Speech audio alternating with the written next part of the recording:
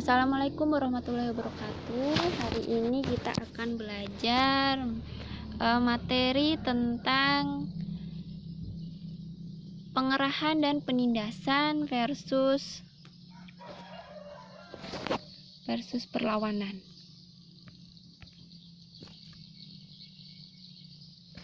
Oke. Yang dibahas pertama adalah pengerahan dan penindasan yang dilakukan oleh pemerintah Jepang terhadap Indonesia, yaitu yang pertama penerapan ekonomi perang. Jadi Ibu cerita sedikit.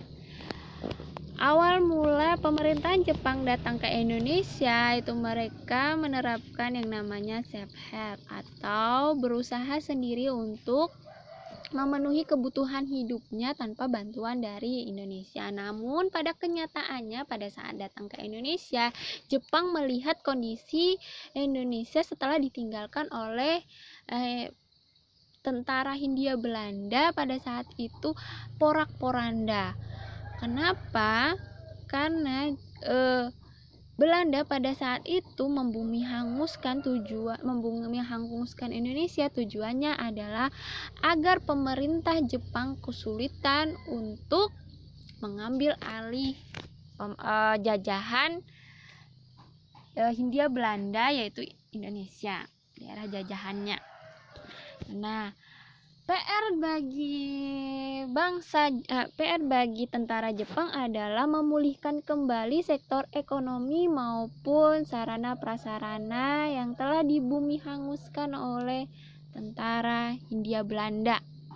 Salah satunya adalah menerapkan ekonomi perang.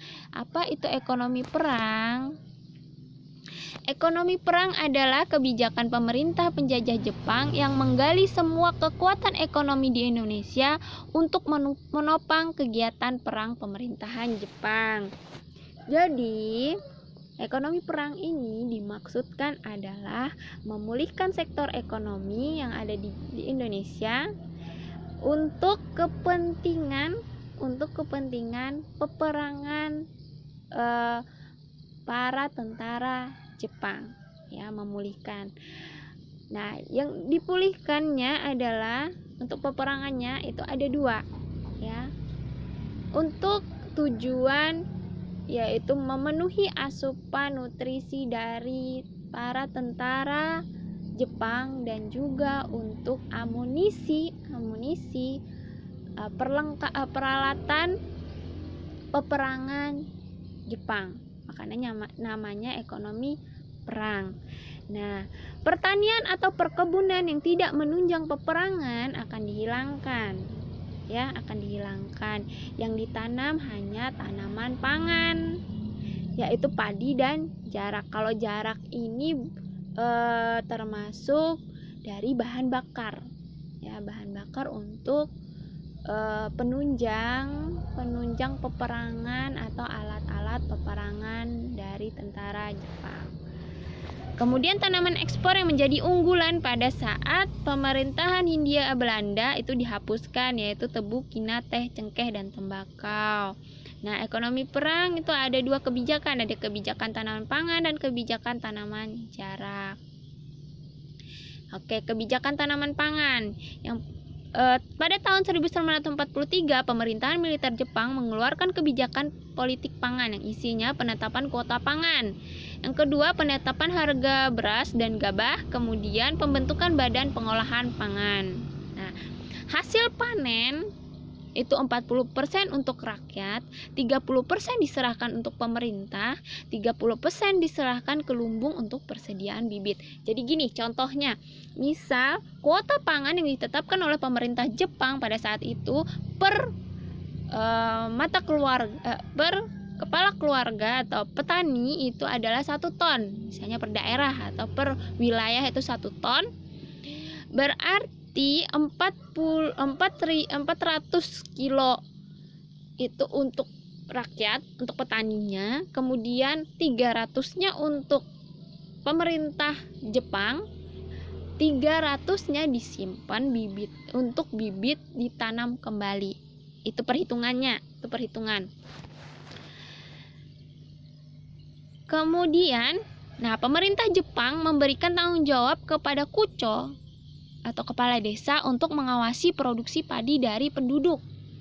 Nah, Kucho ini dalam artian adalah mandor atau perpanjangan tangan antara pemerintah Jepang dengan rakyat Indonesia atau dengan para petani.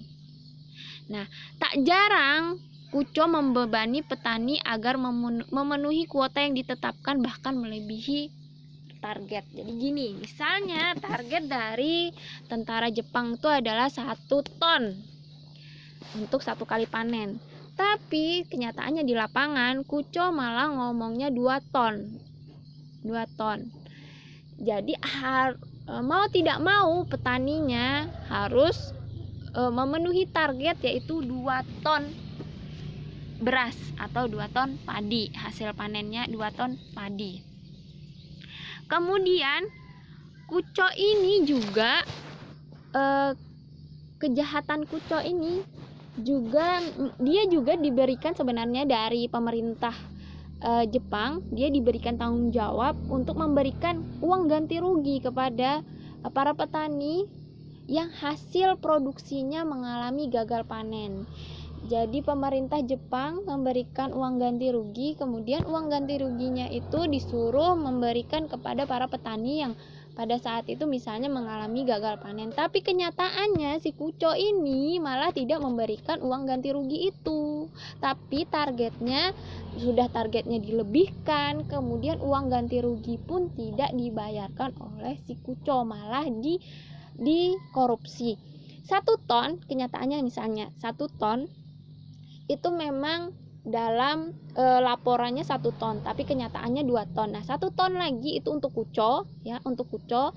Kemudian yang uang ganti rugi juga dikantongi oleh Kucho, si Kucho ini.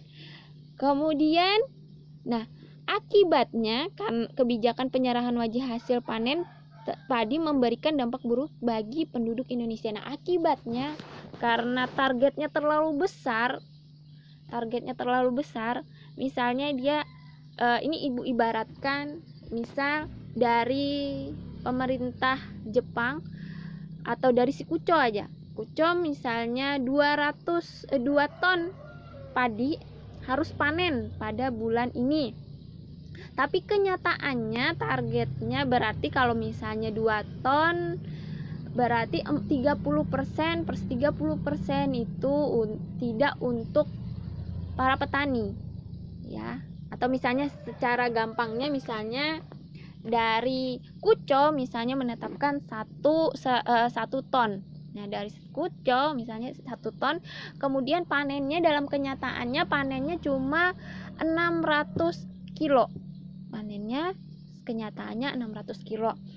Mau tidak mau 600 kilo itu harus diserahkan ke 300 kilonya itu harus diserahkan ke Jepang, kemudian 300 kilonya itu harus dijadikan bibit. Nah, otomatis mereka tidak mendapatkan 400 kilo, ya.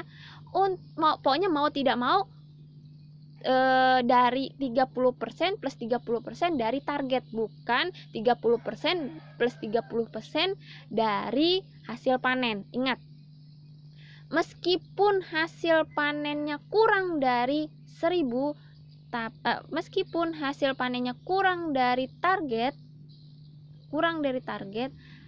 tapi mereka tetap harus memenuhi target, ya, harus memenuhi target. Akibatnya misalnya hanya panennya 600 kilo, berarti para petani tidak mendapatkan apa-apa, tidak mendapatkan hasil panen juga. Nah, mau tidak mau rakyat Indonesia harus menahan rasa lapar atau harus mencari pengganti asupan energi mereka atau asupan karbohidrat mereka dengan cara memakan makanan alternatif lain, misalnya bonggol, pisang, atau palawija. Ada juga yang harus menahan rasa lapar, ya, harus menahan rasa lapar karena tidak mendapatkan hasil panen untuk mereka. karena hasil panennya harus diserahkan kepada pemerintah Jepang dan juga harus dijadikan bibit, ya. Akibatnya mereka banyak yang kelaparan. Nah, angka kematian dan kelaparan meningkat dari tahun 1939 sampai dengan 1945. Ini akibatnya,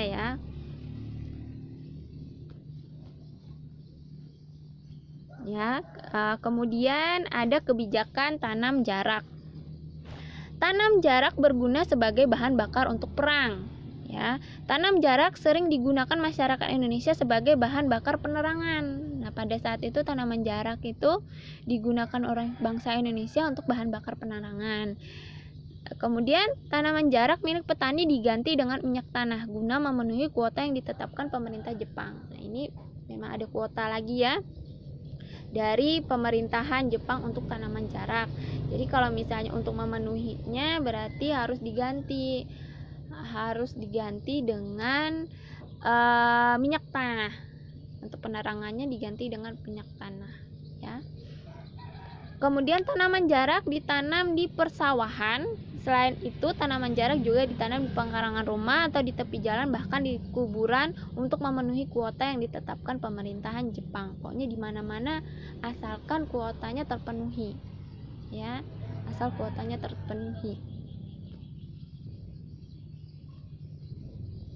Nah, yang selanjutnya tadi sudah ada ekonomi perang. Yang kedua, ada pengendalian dalam bidang pendidikan dan kebudayaan. Nah, pada saat pemerintahan Jepang itu terjadi penurunan tingkat pendidikan yang cukup drastis di Indonesia. Apa penyebabnya? Yang pertama adalah alih fungsi sekolah untuk tempat indoktrinasi atau penanaman paham guna mencapai kemenangan Jepang atas Perang Dunia Kedua. Jadi di sekolah-sekolah itu didoktrin untuk perang, diajak untuk perang, bukan untuk sekolah, bukan untuk tujuan sekolah untuk mencerdaskan bangsa kita, bukan, tapi untuk tujuannya adalah untuk mendoktrin atau mengajak anak-anak untuk ikut berperang, ya, untuk ikut berperang tujuannya. Makanya malas masyarakat Indonesia pada saat itu mau bersekolah. Yang kedua adalah menurunnya tingkat minat siswa Indonesia karena kurikulum yang dipakai oleh pemerintah Jepang semata-mata untuk kepentingan peperangan berbentuk pendidikan semi militer. Jadi kurikulumnya itu diganti. Kalau misalnya sekarang kita kurikulum K13.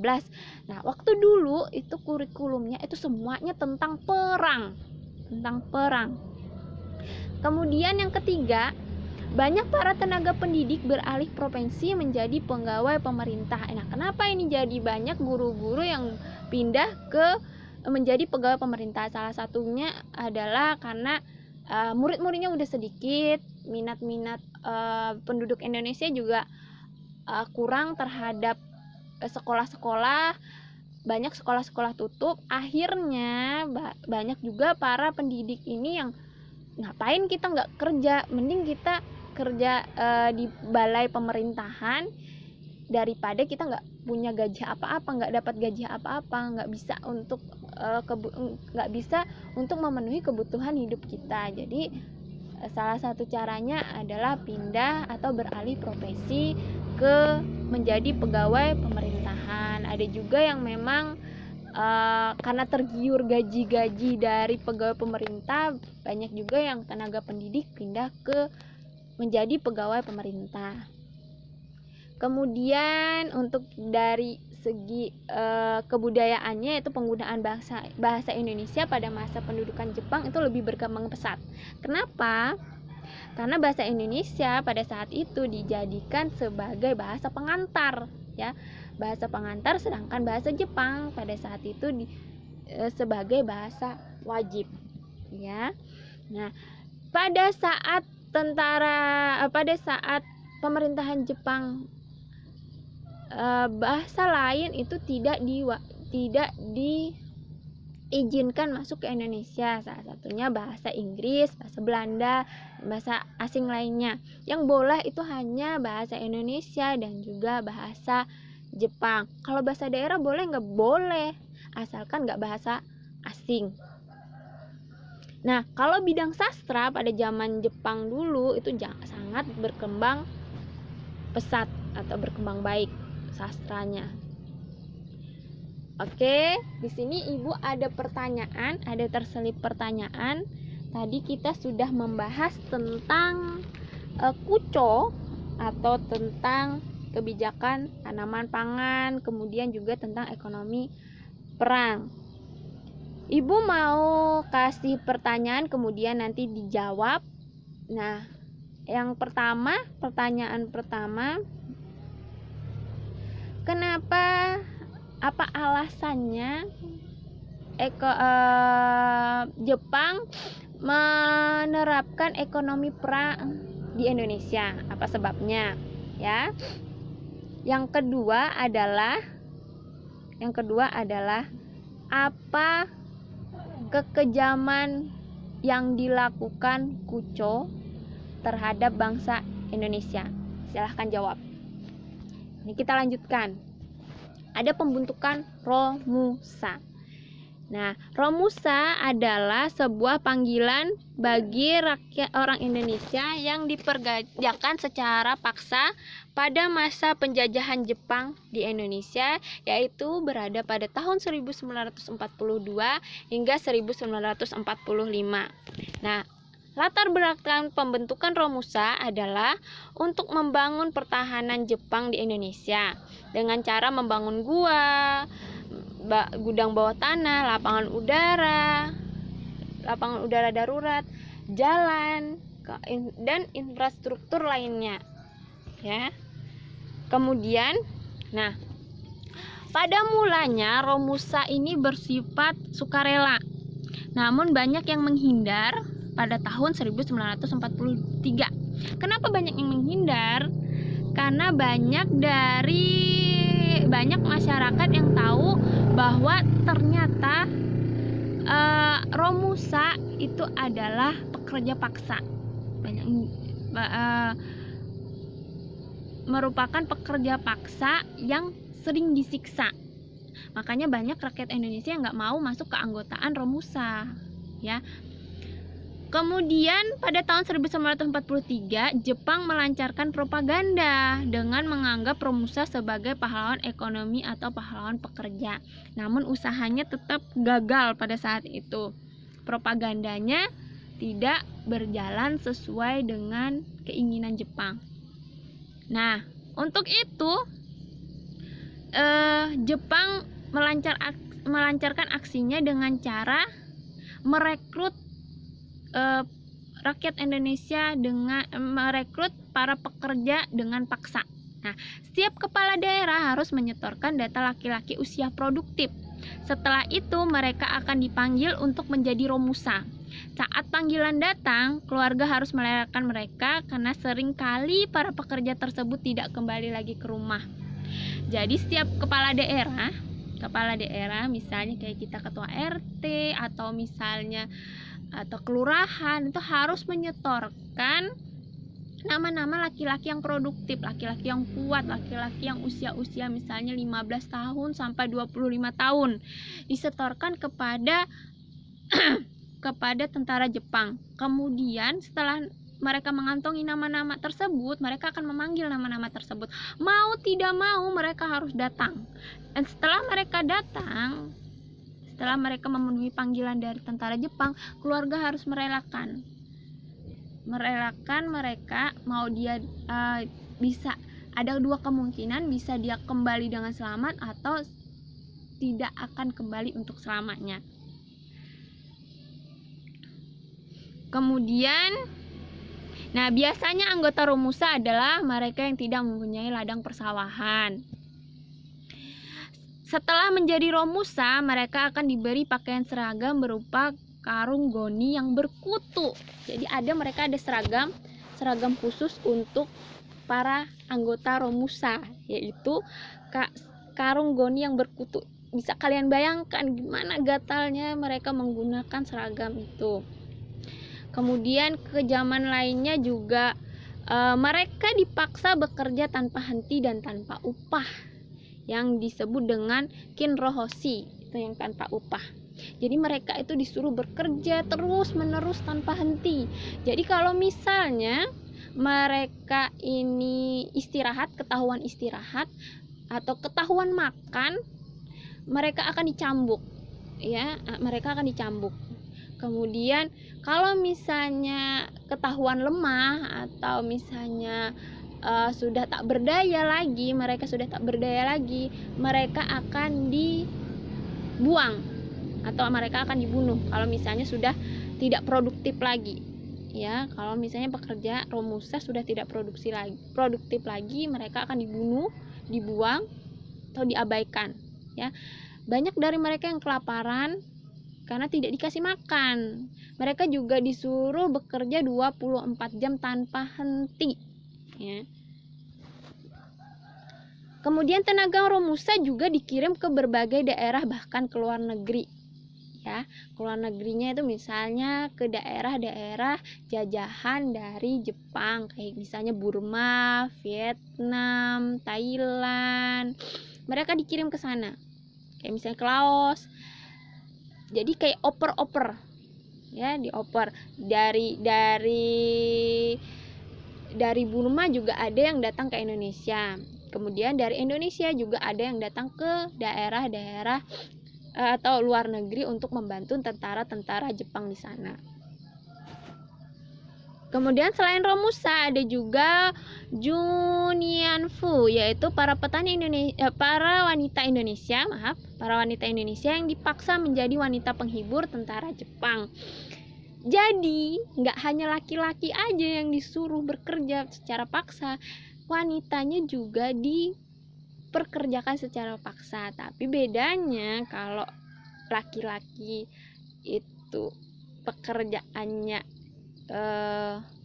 bekerja tanpa henti menggunakan tenaga dan kelaparan, kalau wanita itu disuruh menjadi pekerja seks atau memuaskan nafsu para tentara Jepang, ya.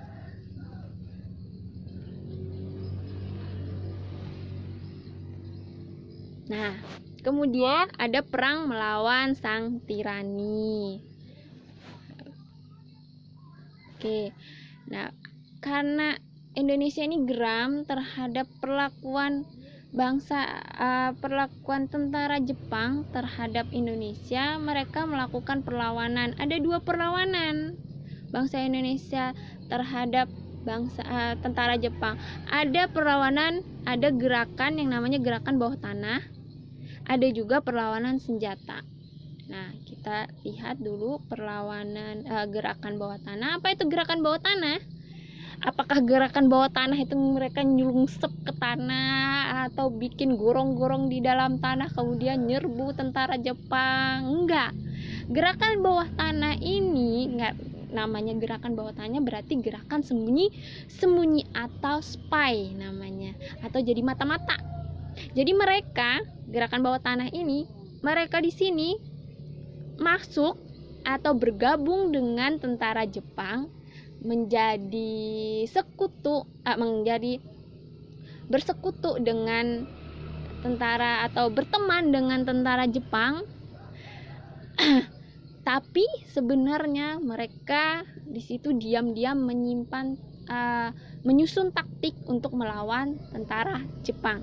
Jadi mereka di situ sebagai mata-mata, ya, sebagai mata-mata atau sebagai spy untuk melawan tentara Jepang dengan berpura-pura menjadi anggota dari organisasi kepemilikan Jepang. Itu namanya gerakan bawah tanah, tidak secara terang-terangan. Oke, kita sebutkan apa aja gerakan bawah tanah. Ada kelompok Sukarni. Kelompok Sukarni merupakan anggota Seindendu. Dalam menjalankan aksinya, Sukarni dibantu oleh Adam Malik, Kweneni, Pandu Wiguna, dan Maruto Nitimiharjo.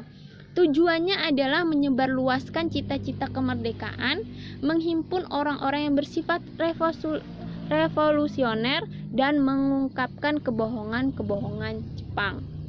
Ini kelompok Sukarni, ya. Mereka masuk nih ke keanggotaan, kemudian mereka diam-diam itu membentuk juga kelompok atau memata-matai kelompok-kelompok yang ada di Seindendu, ya. Kemudian mereka juga menghimpun orang-orang yang bersifat revolusioner, kemudian mengungkap kebohongan-kebohongan yang dilakukan oleh Jepang, ya. Untuk menutupi gerakannya dibuat suatu asrama politik yang dinamakan Angkatan Baru Indonesia. Jadi mereka ini ngerekrut orang-orang yang ada di Senendu, merekrut orang-orang yang tidak setuju dengan perlakuan Jepang. Kemudian setelah direkrut, mereka akan masuk ke perkumpulan yang namanya Perkumpulan Angkatan Baru Indonesia. Yang kedua adalah kelompok Ahmad Soebardjo.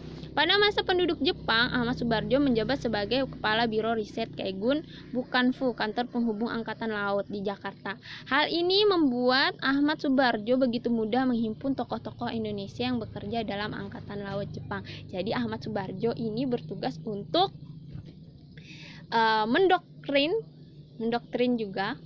mereka yang ada di Angkatan Laut Jepang. Mereka Indonesia yang tidak setuju dengan perlakuan Jepang direkrut,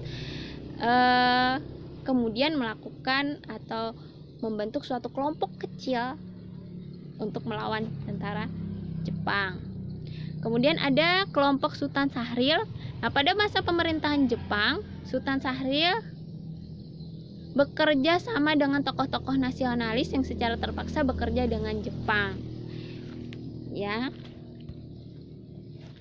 Kemudian ada juga kelompok pemuda. Nah, terdapat 2 ikatan pemuda di Jakarta, ada Asrama IKD Kagu dan Baper Pri, ya. 2 ikatan tersebut membentuk suatu kelompok, yaitu Persatuan Mahasiswa, yang bekerja sama dengan tokoh pemimpin bangsa untuk menyusun aksi-aksi terhadap penguasaan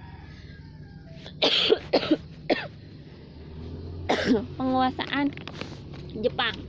Jadi mereka pemuda-pemuda ini menghimpun orang-orang yang tidak setuju, pemuda-pemuda yang tidak setuju terhadap pemerintahan Jepang, ya. Mereka membentuk suatu aliansi, ya, yang disebut dengan Persatuan Mahasiswa. Kemudian di dalamnya itu ada penasehatnya yaitu mereka nasionalis. Salah satunya adalah Khairul Saleh. Ya, salah satunya adalah Khairul Saleh. Kemudian Darwis, Johannur, Eri, Sudewo, D.A. Ratulangi, dan Sarip Tayyib.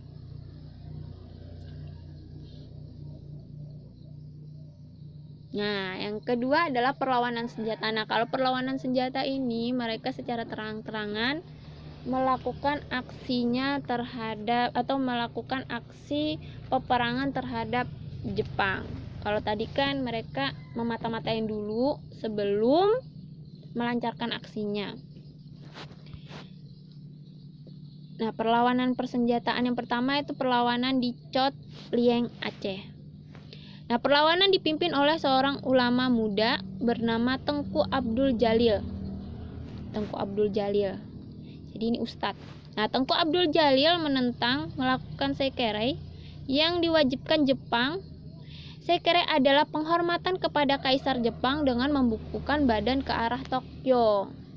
Sedangkan ini kan ulama. Jadi kalau ulama itu anti yang namanya menyembah selain menyembah Allah atau sujud selain tidak ke arah kiblat, ya, membukukan badan ke arah Tokyo. Mereka menentang.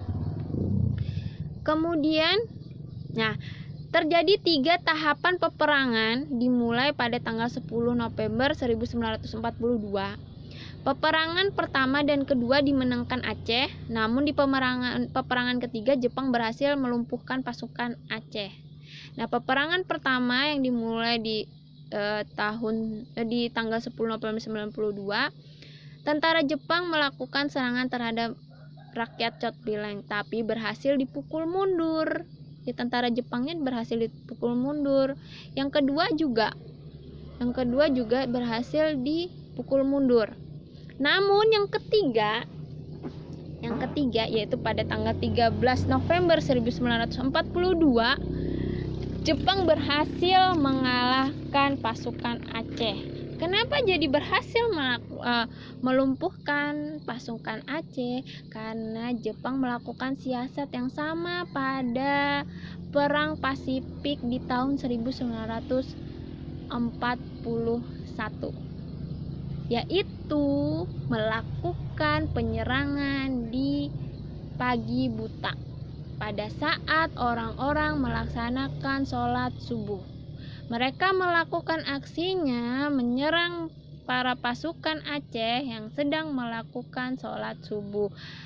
Akhirnya tentara pasukan Aceh berhasil dilumpuhkan, dan juga Tengku Abdul Jalil tewas dalam pertempuran itu. Kemudian yang kedua, perlawanan Tasikmalaya, Jawa Barat. Nah, perlawanan ini terjadi di sebuah pesantren di Sukamana, Singaparna, Tasikmalaya, Jawa Barat pada tahun 1944. Perlawanan ini dipimpin oleh Kiai Haji Jainal Mustafa. Nah, Jainal Mustafa melakukan perlawanan karena menolak ajaran Saikere yang tadi disuruh melakukan penghormatan kepada Kaisar Jepang dengan cara membungkukkan ke arah timur, ya, pagi hari. Nah, kalau itu kan tidak sesuai ajaran agama, sama kayak tadi pemberontakan yang ada di Chot Plieng yang dilakukan oleh Tengku Abdul Jalil. Itu mereka menolak adanya ajaran Saikere. Selain itu juga perlawanan Tasikmalaya ini faktor lain karena rakyat Indonesia sudah geram atas penindasan bangsa Jepang, tentara Jepang terhadap bangsa Indonesia. Mereka melakukan perlawanan terhadap tentara Jepang selain dari menolak ajaran Saikere. Jepang pun menempatkan pasukan rahasia untuk mengawasi Jainal Mustafa dan pesantrennya. Nah, Jainal Mustafa dan pesantrennya ini udah mulai dicurigai sama Jepang. Kayaknya nih mereka mau melakukan perlawanan nih, gerak-geriknya. Jadi tentara Jepang sudah siaga untuk menangkap Jainal Mustafa selaku ketuanya. Namun, saat utusan Jepang datang untuk menangkap Jainal Mustafa pada tanggal 24 Februari 1944,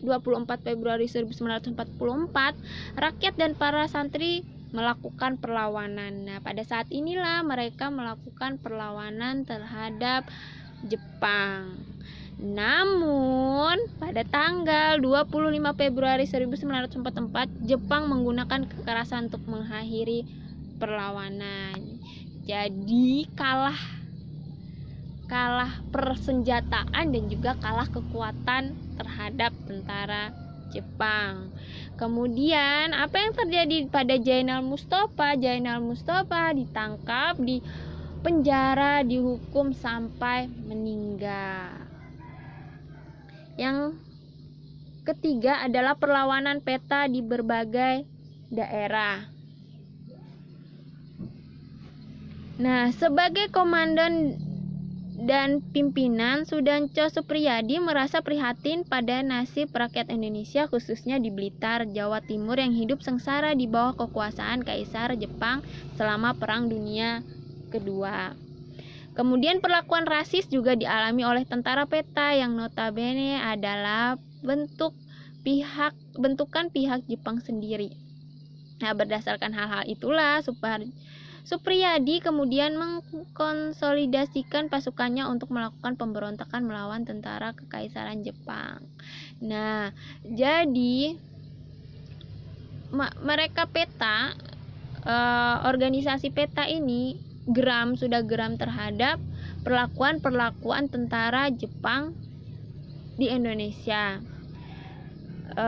Nasib rakyat Indonesia khususnya di Blitar itu dinilai cukup prihatin dan hidup mereka sengsara, ya, hidup mereka rakyat Indonesia di saat itu tidak hanya di Blitar sih, di berbagai daerah Indonesia cukup mengalami pergolakan batin atau pergolakan untuk penduduk Indonesianya sendiri itu mengalami kelaparan berkepanjangan 3,5 tahun, mengalami kelaparan di mana-mana, penurunan jumlah penduduk Indonesia yang cukup drastis. Ya, untuk itu organisasi PETA melancarkan aksinya untuk melawan tentara Jepang. Kemudian memasuki tanggal 13 Februari 1945, Suprijadi memutuskan pemberontakan harus dimulai. Jadi dia memutuskan kalau kita biarkan seperti ini terus, Jepang akan terus-menerus menyiksa rakyat Indonesia. Mau tidak mau kita harus melakukan pergerakan sesegera mungkin, yaitu di tanggal 13 Februari 1945. Nah, karena tidak adanya persiapan PETA berhasil dilumpuhkan dan Suprijadi lenyap tanpa diketahui keberadaannya. Jadi PETA yang ada di organisasi PETA yang ada di Blitar pada tanggal 13 Februari 1945 yang dipimpin oleh Suprijadi melakukan perlawanan terhadap tentara Jepang tanpa adanya persiapan atau misalnya tanpa adanya persenjataan yang kuat. Mereka melawan tentara Jepang. Akhirnya karena tidak adanya persiapan, mereka berhasil dilumpuhkan. Kemudian Suprijadi hilang tanpa jejak. Sampai sekarang pun tidak diketahui keberadaan Suprijadi. Perlawanan tentara PETA juga terjadi di Aceh, dipimpin oleh Tengku Hamid, namun berhasil dilumpuhkan Jepang karena adanya ancaman hukuman mati dari Jepang. Ya. Kemudian sedangkan di daerah Gumilir, Cilacap yang dipimpin oleh komandan regu bernama Kusairi berhasil membuat tentara Jepang terdesak. Nah, namun karena adanya bala bantuan yang dikirimkan untuk Jepang, perlawanan di daerah Cilacap berhasil dilumpuhkan. Jadi di Gumilir ini cukup menarik. Di daerah Gumilir, hanya di daerah Gumilir Cilacap aja tentara PETA itu berhasil menang. Awalnya berhasil menang melawan tentara Jepang. Ya, berhasil menang. Namun karena Jepang ini terdesak, dia calling nih sama tentara-tentara Jepang yang ada di berbagai negara. Akhirnya tentara-tentara Jepang yang ada di berbagai negara itu datanglah membantu tentara Jepang untuk melawan mereka PETA yang ada di Cilacap. Alhasil mereka berhasil dilumpuhkan. Tentara PETA yang di Cilacap berhasil dilumpuhkan oleh tentara Jepang. Oke, Ibu mau ngasih pertanyaan lagi untuk pertanyaan ketiga. Tadi kita sudah membahas tentang perlawanan perang melawan sang tirani. Kemudian juga tadi ada pembentukan Romusa juga. Nah, Ibu, silahkan dicatat. Pertanyaan pertama itu coba kalian sebutkan yang ada di video, 5 saja kekejaman Jepang terhadap anggota Romusa. Ya, 5 saja sebutkan kekejaman tentara Jepang terhadap anggota Romusa. Kekejamannya apa-apa saja sebutkan. Ingat, jawabannya yang ada di video, jangan cari di internet. Tadi sudah Ibu jelaskan. Kemudian yang kedua adalah tadi ada gerakan bawah tanah. Bukan, ini yang keempat. Tadi udah pertanyaan ketiga. Yang keempat tadi ada gerakan bawah tanah dan juga perlawanan senjata. Coba kalian jelaskan apa itu gerakan bawah tanah. Kemudian tadi ada perlawanan persenjataan di daerah Cotling, Aceh. Nah, di sana pada pertempuran pertama dan yang kedua itu menang, pasukan Aceh menang. Namun di peperangan ketiga, perlawanan ketiga itu kalah. Apa sebabnya? Apa sebab kekalahan Aceh di pertempuran ketiga? Apa sebab kekalahan Aceh di perlawanan atau di pertempuran ketiga terhadap pemerintahan atau tentara Jepang? Silahkan kalian cari jawabannya. Oke, kita lanjutkan ke drama Akhir Sang Tirani. Oke, drama Akhir Sang Tirani. Nah, itu adanya janji kemerdekaan. Adanya janji kemerdekaan untuk yang bagian akibat penduduk Jepang di Indonesia, baik itu bidang politik, ekonomi, birokrasi, bidang sosial dan budaya, pendidikan. Silahkan kalian baca sendiri. Nah, ini ada janji kemerdekaan.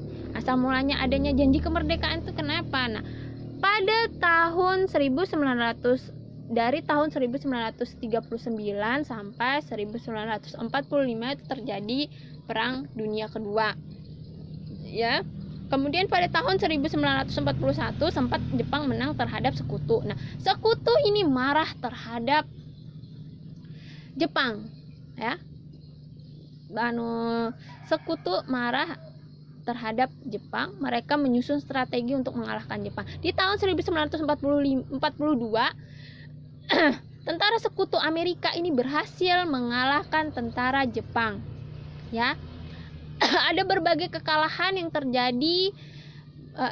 terjadi pada pertempuran rangkaian Perang Dunia Kedua oleh Jepang. Ya, kekalahannya. Alhasil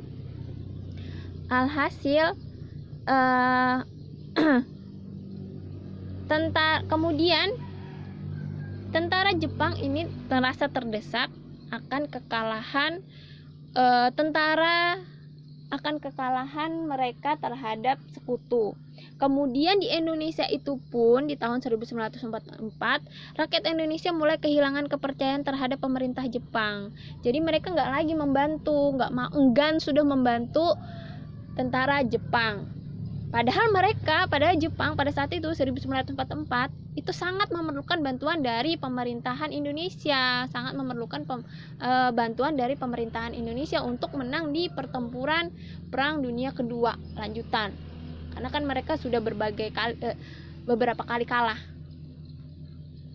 Kemudian dalam keadaan terdesak akibat dampak dari kekalahan Jepang pada rangkaian Perang Dunia Kedua yang dipimpin oleh Perdana Menteri Hideki Tojo yang kemudian digantikan oleh Perdana Menteri Kaiso menjanjikan kemerdekaan kepada Indonesia. Nah, Kaiso ini menjanjikan ya udah gini aja, bantu kami, nanti kami akan memberikan kemerdekaan kepada Indonesia, kami akan mundur dari negara Indonesia dan kalian akan merdeka. Asalkan satu, kalian harus membantu kami menang di Perang Dunia Kedua. Tapi tetap Indonesia nggak percaya dengan pemerintahan Jepang karena takut terjadi lagi sama yang kejadian yang dulu ya. Mereka hanya janji palsu. Nah, untuk membuktikan janjinya di tahun 1945 yaitu tanggal 1 Maret itu Kaiso membentuk Panitia Persiapan Kemerdekaan Indonesia seperti BPUPKI atau Badan Penyelidik Usaha Persiapan Kemerdekaan Indonesia. Kemudian ada juga Panitia Persiapan Kemerdekaan Indonesia atau PPKI. Kemudian akhir pemerintahan Jepang di Indonesia. Setelah membentuk BPUPKI dan PPKI tepatnya di tanggal 15 Agustus 1945 Jepang menyerah kepada Sekutu. Kekalahan Jepang tersebut membuat janji-janji kemerdekaan terhadap Indonesia tidak terlaksana, namun PPKI tetap harus berlanjut. Nah, pada saat itu di bulan Agustus 1945 Jepang dibom atom oleh tentara sekutu Amerika Serikat. Di mana? Di Hiroshima dan Nagasaki.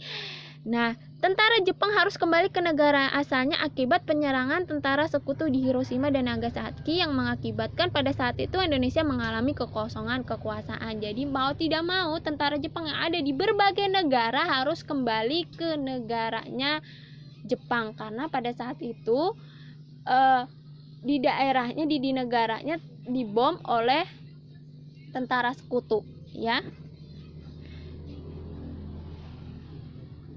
Kemudian, nah, inilah yang terjadi di Indonesia pada saat mereka mundur pulang ke negaranya. Alhasil Indonesia terjadi kekosongan kekuasaan. Nah, inilah yang dimanfaatkan oleh pemuda-pemuda Indonesia untuk segera mendeklarasikan kemerdekaan Indonesia. Jadi kesimpulannya gini,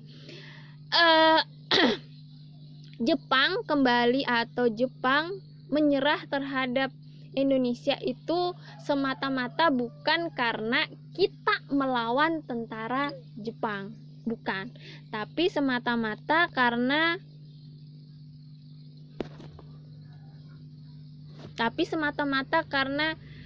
Jepang diserang oleh tentara sekutu. Ingat sekali lagi, bukan karena kita yang melawan atau melakukan peperangan terhadap terhadap Jepang, tapi karena kita mendapatkan lucky, namanya lucky, keberuntungan